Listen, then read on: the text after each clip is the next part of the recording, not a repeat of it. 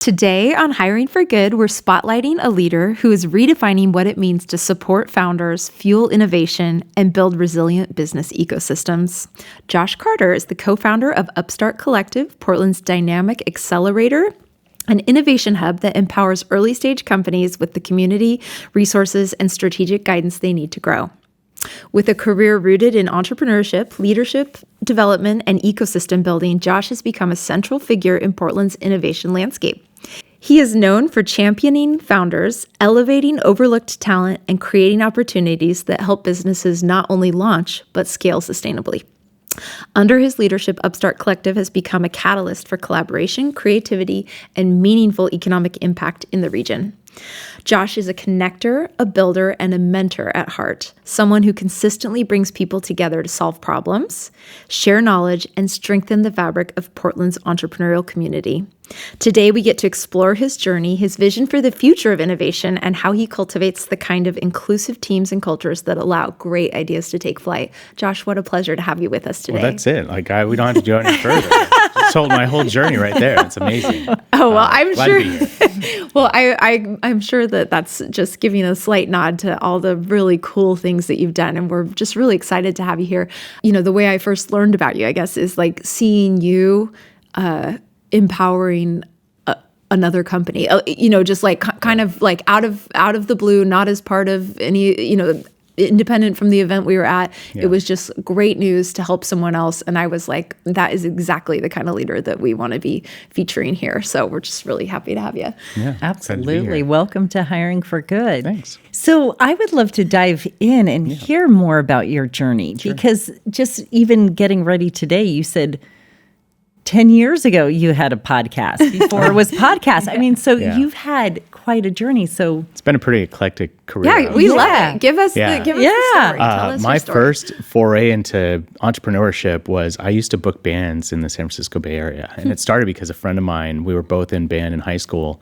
And it was fun walking into the studio because I'm sort of geeking out over it.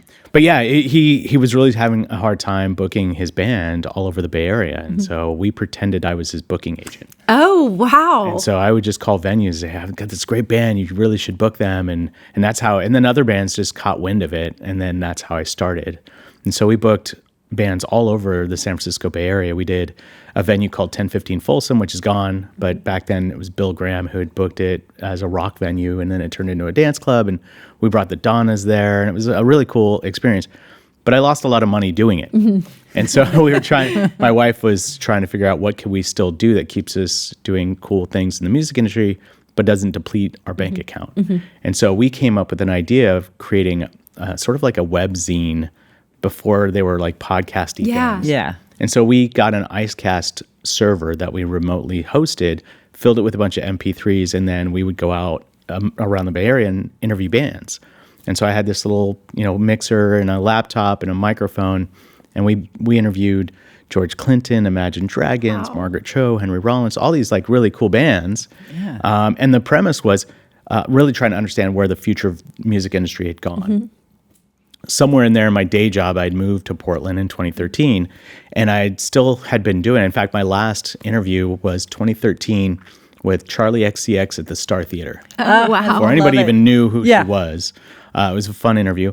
But I went to TechFest Northwest, which was an event that used to happen in Portland, and I was literally sitting in a session about the future of music. And it was Dave Allen, who's no longer with us, and he was moderating this panel, but it turned into this like complaining session about how the music industry wasn't really paying bands. Yeah. And so I literally walked out of that session and called a friend of mine who I really wanted to do a business with, but we hadn't figured out what we were going to do. And we came up with this idea to do a digital marketing agency for the music industry. The thought being that how can we democratize music and connections to fans using technology? Right. Because Pandora wasn't paying anything at the time for bands. So we created a digital agency called Plunk, a weird, funky name. But we did the first app for the Pabst Blue Ribbon Waterfront Festival here. We were the first to do that. And then we did some stuff for the Super Bowl. And about a year into that business, we found that we were just doing things over and over the same way. Right. We were doing the back end the same way, and our customers didn't care what it looked like on the back end. They just cared it looked nice and it didn't fall down. So we spun out a different company called brightwork.io, and that was my first sort of tech startup. And the premise was, what if we built everything on the back end for developers pre-built, so that all they had to do was come up with a really pretty front end, slap it onto their back end, and it all worked. And that's what we built. Wow. So we took that through Techstars in Chicago, which is an accelerator program in Chicago. We lived there for a bit, and but we really couldn't scale it, so we wound that down. And then I started running accelerators. So I ran a program called Patriot Bootcamp, which at the time was a Techstars property. Then I ran WeWork Labs here in town at the Customs House. And then I ran a program for Maritime Loop in Seattle. And so you can sort of see the track, the trajectory of everything, of going from booking bands for my friends to now like opening and running co-working spaces in Portland. So that's sort of my trajectory. Along the way, we were trying to figure out, how do we do this really cool founder space? Because I told you I ran WeWork Labs, but it was still in a WeWork with remote workers, with consultants, with service providers. And it was great, but the problem was we wanted a space for just founders. And that's how we started the UpStart Collective. So it was a partnership between Graybox, which is another digital agency here, and UpStart Collective. And now we have 2 locations. We've serviced about 170 founders over 3 years. Wow. And the 2 locations we have are with PSU and Graybox. And so help us, I think it's nice sometimes for our audience to get an understanding of like, what is the business? So you have the space, and then you're also giving founders kind of some additional tools that will support them in their journey that come with them leasing space from you? Yeah, it's a really unorthodox business. It doesn't work everywhere. Yeah. We all have day jobs, so we don't we don't take a salary. Nobody gets paid to do the work at UpStart Collective. So it's a nonprofit that's not a nonprofit. Yeah. We're an LLC. But it's really, really weird, right? We get free space or we get heavily subsidized space. So we do only charge $100 a month for a desk. You can't find that anywhere else. No. And then we provide office hours through our sponsors. They come in, or we do lunch and learns, or we do workshops. So I don't really see it solely as a co-working, but maybe this Venn diagram that exists where there's incubator, accelerator. Because I think the model of sort of filling a cohort of companies and running them through a program for 3 months is kind of dying. I think you need to be more dynamic, because every business, as you know, is very different. And they all need something. They all have different skill sets. So that's the value of the UpStart.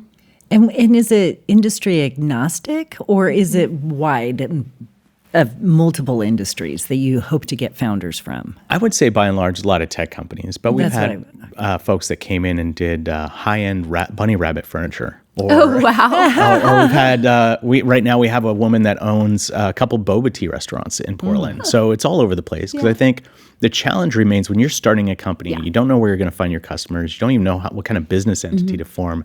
You don't know what SEO is. You don't know how, all these challenges are the same no matter what you're building.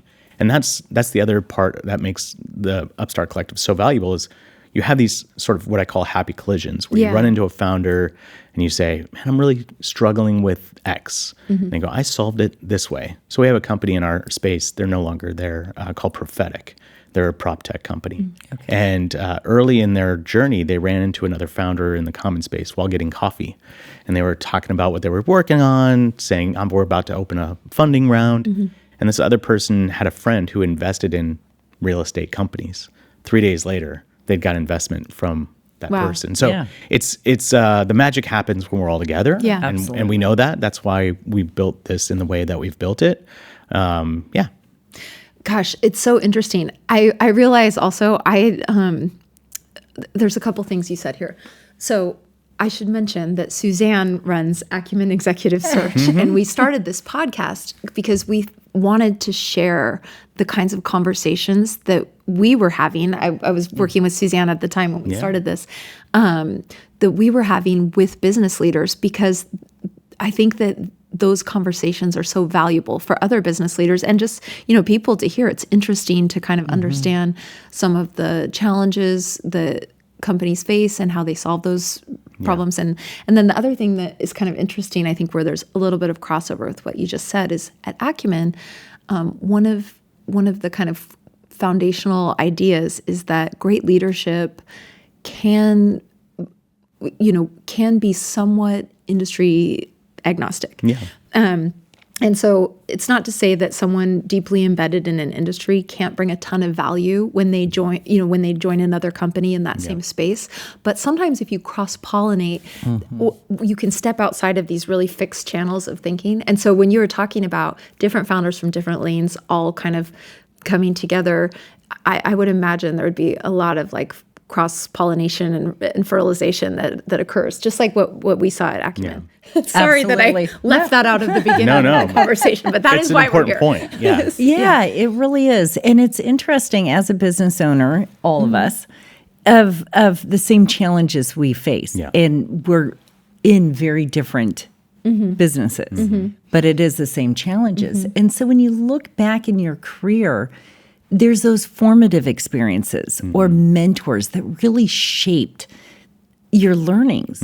Can you share with us some of those? I've had so many great people in my life that have shaped sort of the way I think. I think I tend to gravitate towards people who are very mission driven. I'm a military veteran, so a lot of the things that I focus on is how do I build community of sort of these shared values.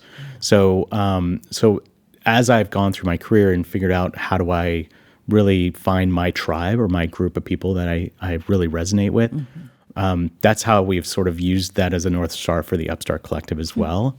And as I'm thinking back in my career of the people that really helped shape, it's folks like my former commanding officer of my last boat, who I still talk to 30 plus years later, or a director I had at one business who taught me how to round my brick, which is a euphemism for like making sure that you're not going in full charge, and handed me a book that I still go back and read often, which is called Crucial Conversations. I love that book. Really good book, and I refer to it often when I fall short of that.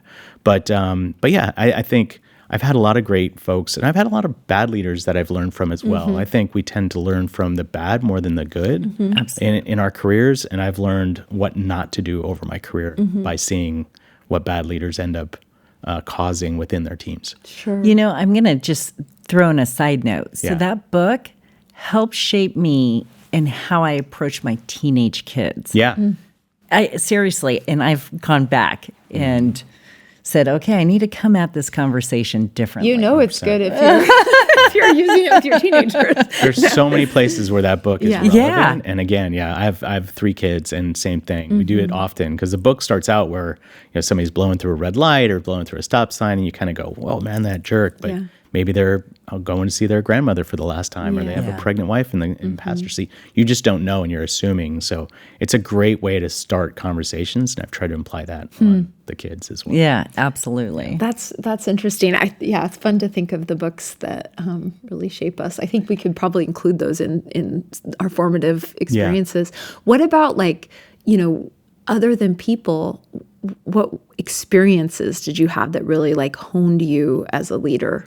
I think the military was a great thing for me. I was really young when I got in the military. I was 17 when I joined the military because I graduated high school early. And so it's a great way to start your career, by the way, when you have to have your mom sign a permission slip to join the Navy. Oh my God. For 3 months, the U.S. Navy was my legal guardian, which is wild. But That is wild. yeah, so I joined the Navy at 17 and got out at 20. So, I mean, I wasn't even legal to drink, and I'd already served in the military. And during that time, had gone through 2 tours in the Persian Gulf, 5 tours in the Caribbean, and had seen some insane things and experienced some insane things. So I think that really shaped my perspective and contextually as a young person, just understanding my place in the world.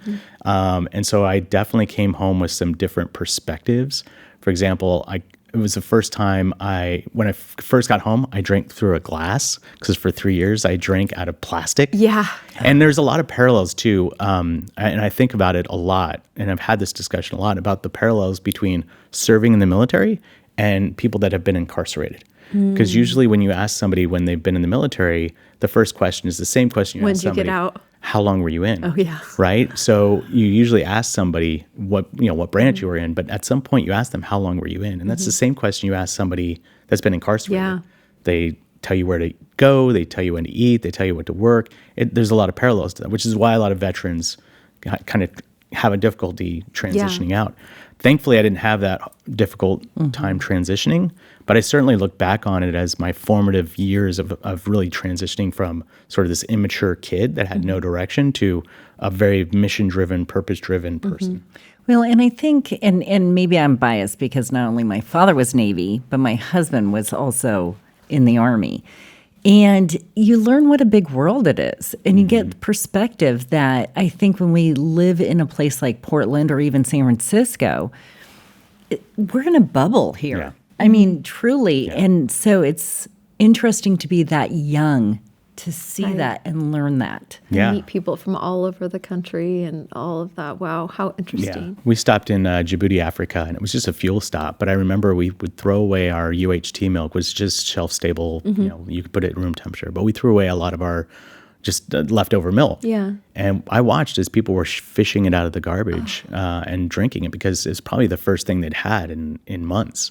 And so when you're 19 years old seeing something like that, it definitely has an impact. Or going to places like Karachi, Pakistan, and it's just, there's a lot of things. But I mean, I got to see a lot of really good things too. Yeah, I went to Karachi, Pakistan, and so I got to see a lot of really cool things too. I got to go to Rome and see the Sistine Chapel when I was young, and it's one of those things like you don't get that from a book. Now I know what the catacombs underneath the Sistine Chapel, underneath St. Peter's Cathedral smells like, and what it sounds like, and those are all cool things that I've experienced. I went to Madeira, Portugal, where my family's from, and I got to meet family my family's never met. And it's so cool to be able to have those experiences. And I've only been to 35 countries in my time. And I want to go to so many more and see so much more. So again, as a leader and as an entrepreneur, how do you take these experiences and build teams? And what do you look at when you're building those teams?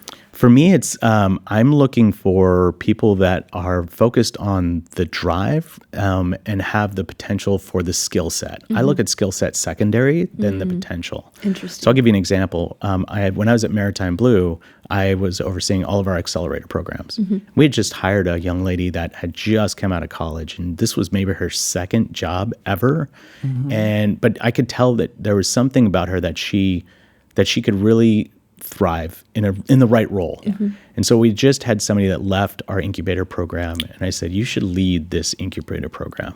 6 months in, she was meeting with city leaders, she was meeting with port officials, the mayor was calling her, and it was clear there was something that about her that people just gravitated towards her. There was empathy there. There was just this drive to look at how she could make her community better. And that's what I look for when I'm looking for people to be a part of my team. As long as you understand what the mission is, I don't care the path we take to get there. And we're going to fall along the way and we just learn from it. But as long as we're all kind of value aligned, then I know we can do great things together. Oh. Absolutely. Again, you're speaking kind of my love language, that you can learn skills. It's really about that alignment between goals and vision and mission. Absolutely. Sorry, Tiana. Oh, no. I mean, I knew that he was speaking your language for sure. I think, one of the interesting conundrums that can often, face a team builder is, especially if innately you are a heart-centered, mission-oriented leader, is making sure that all of the different skill sets are fleshed out. Like, have you had some experiences like learning, like, oh, we can't all be, we have to have our ops person, or, how do you balance that part of the equation? Setting the right expectation. I think it's I've seen it too, where we've had the similar personality types all kind of on the team, and that can happens be a lot. problematic, right? You get a lot of type A folks in the team, and you're just trying to figure out how to prioritize the different skills and maybe egos too sometimes that pop up. It's a challenge for sure. I think anytime you can set the right expectation, that tends to mitigate any of the tension or misalignment, and then sort of revisiting them.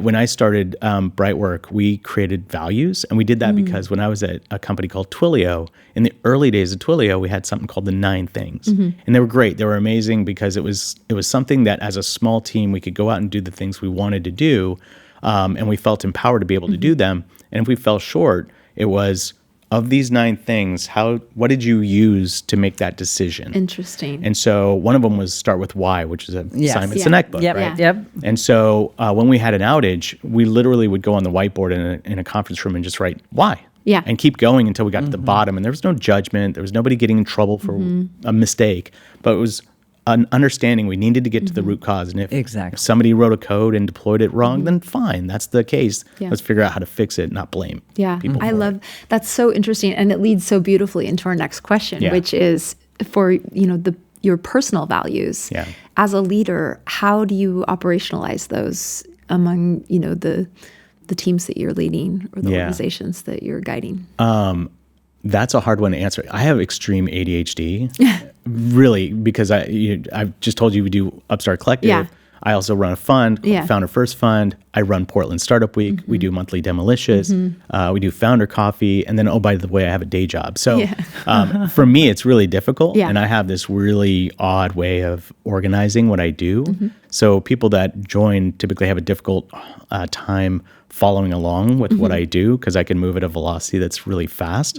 And so for me, I need people to come back to me and say, I need to take that from you because you're doing too much, or I need you to tell me what so it's not that I'm ignoring them. I'm just in my brain have figured out how to do a lot of things very quickly. Yeah. I don't do them all well, but I tend to do them. Yeah. And so it can be challenging to work with me on things because I could either just do it because I know it can be done quickly, or somebody has to pull it from me. Yeah. Interesting. Be a challenge. And letting go, which is always hard, especially on a founder type of perspective. And what tools have you learned? Is it really that person coming to you? Yeah. Or when do you recognize it's time to let this go? If it's a Sunday morning and I'm still on my laptop, that's a problem. Okay. So that's certainly a red flag for me. Yes. I live and die by my calendar. If it's not on my calendar, I don't know about it. And I have often fallen on things because it's not on my calendar. So even my wife is, hey, we're going to this weekend. And I'm like, oh, yeah, it is on my calendar. Okay, there it is. So she's certainly learned how to work around it. But yeah, I live and breathe. I carry a notebook around. Like I'm still analog in a lot of ways in our digital world, but calendar is definitely the one thing. Isn't that funny? Yeah, my kids were so good that when they left like an orthodontist appointment, they would send me calendar invites. To The next one. Yeah, you need to. Because again, you've got so much going on that balls get dropped and so I agree with the calendar. I agree with writing it down by hand. I think I also have some ADHD that I combat. And one of the ways that it doesn't really matter if it's digital, I also have to write everything down and then kind of make my list for the day and take great pleasure. Absolutely. Checking everything off. So Josh, I have a question for you, which I love asking this question. And looking back at your career, what advice would you have given your 20-year-old self? Or what advice do you give like your children? It doesn't matter what you do, just be the best at it. I don't care if you're a flute player. Like, be the best flute player ever. If you're the best at something, you'll never have to worry about a job. You'll never have to worry about, where your path is going to take you. But if you're really good at something, that's better than chasing a title. And that's what I've learned over the years. I don't chase titles. I chase what drives me, and I know what I'm good at, and I'd rather get paid for what I'm good at rather than what I can do. Interesting. I kind of want to unpack that a little bit because that's a lot of information in there. Yeah. Yeah. So follow what makes you passionate to put in the time to make you good. That's one piece of that. Yeah. And then you said that don't follow Titles. Yeah. So it's follow the mission, right? Follow the So it's mission. align with the Yeah, mission. there you go. Yeah, Thank you. And the last part is you're not always going to like the path you take to get there. But as long as you've got your North Star where you want to go, then you'll keep getting there as long as you stay tenacious and you're able to get past all of the roadblocks. Yeah. You may be surprised by the path you take to get there. And I certainly have. I mean, I think the longest job I've ever held was a 4-year job. Yeah. But I've been able to do all these amazing things Yeah. and learn from them. Some of them ended horribly, like train wreck horribly. Others have been amazing, and people I still talk to that I worked with years ago. But in every case, in every instance, I've taken something that I've learned from that experience and just sort of built what I want to do as an experience, as a person, as a leader. Absolutely. I think, in fact, you learn more when you fall Yeah. than when you get question. the gold, Yeah, 100%. gold ribbon. Yeah, Absolutely. 100%. Yeah. Yeah. Yeah. Well, the last question that we Yeah. ask every guest is what hiring for good means to them. That's the title of the podcast. Yeah. And it's also, we like that it's iterative. So I'd be curious to hear your interpretation. What hiring for good means. I've tried to think about this question when you first brought this up to me. I think for me, what hiring for good means is that you are bringing in people who empower you, who are additive to you, and who will make you better in every way. And I've tried to find people like that in my career every step of the way who challenge me and make me better. And I think that is what hiring for good, in my perspective, looks like. Yeah. That's lovely. I love it. Yeah. I know it. Thank you. Yeah, this is such great. a pleasure to get to chat with you. Yeah. I feel like this conversation has only created more desire in me to learn more about all of the things that you're doing and all the different ways you've kind of exercised your leadership. But this was really lovely. Thank you so much. Thanks for having me. Thank you, Josh. Thanks for joining us today at Hiring for Good. If you were inspired by our conversation, don't forget to follow, and subscribe wherever you get your podcasts. And if you want to learn more about our executive search services, check us out at www.hiringforgood.net or our company website, Acumen Executive Search. Thanks so much, and don't forget to join us next time for another in-depth conversation about transformational leadership. Until then, have fun.